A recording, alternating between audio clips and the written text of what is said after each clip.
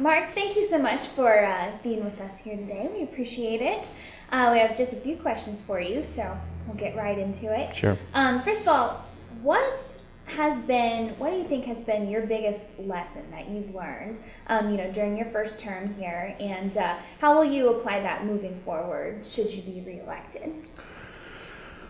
Well, I think there's several lessons. One is for somebody coming from the private sector and not ever spending a lot of time in the public sector, I found out how expansive and how complicated and how big government is. And so, there's a lot to learn. I've spent the first term here, the first couple years, just learning, listening, and I'm not sure even after the end of your number of terms you're allowed to serve, you ever really know everything about state government and local government and all the different things that come with that. Then you have to tie into federal government. There's a close relationship there. So there's a lot to learn. There's a lot going on.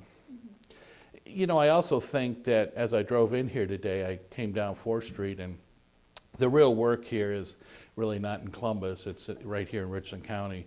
There's still a lot of work to be done. Our economy has improved, but we need to improve it further. We need to, do things to help people get back into the workforce. Right. That's very important to me. Well, that's funny because it's a good lead into my next question, which is, what are some of the challenges that you think are currently facing, Ohio and Richland County included, and how do you plan on addressing those? Well, my focus in Columbus has been to help create a business-friendly environment. That's what I know, that's what I do. And in regards to that, it means having the lowest cost, top rate of business in the world. And by the way, we're not competing with Indiana and Kentucky and Pennsylvania. We're competing with everybody around the world. So we have to keep that in mind when we're crafting policies. But we need a competitive tax structure. We need a regulatory environment that's fair and predictable. We need an energy policy that continues this competitive advantage we currently enjoy, which may be slowly going away. So, and the last thing is workforce development is absolutely critical. We still have 100,000 jobs in Ohio going unfilled because we don't have the people that are looking for jobs don't have the skills needed for businesses. So we got to get back, rethink how we do education, and get back to teaching the trades and filling these jobs that are going unfilled. It's kind of a unique situation we're in that you don't have to necessarily create policies that help businesses create jobs. The jobs are already created. We just have to figure out how to fill them.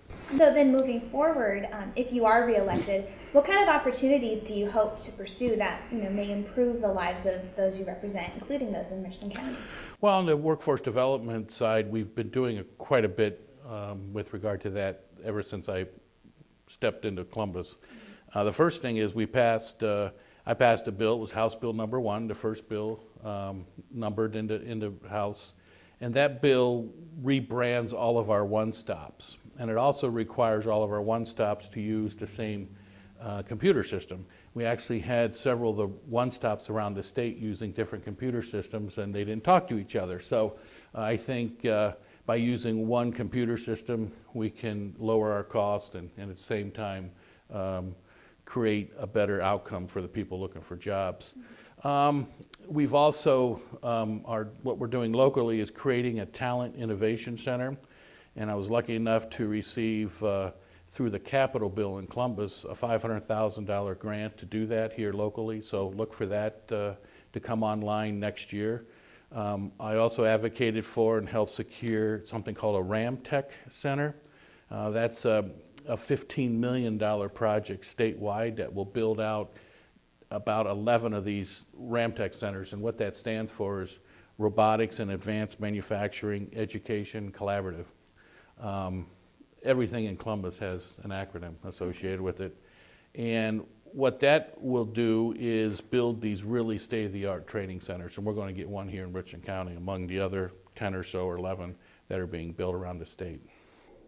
Well, that's all the questions I had for you, so thank you so much for being Okay, here. you're welcome. And, no problem. This is Brittany Schock with Richland Source. much.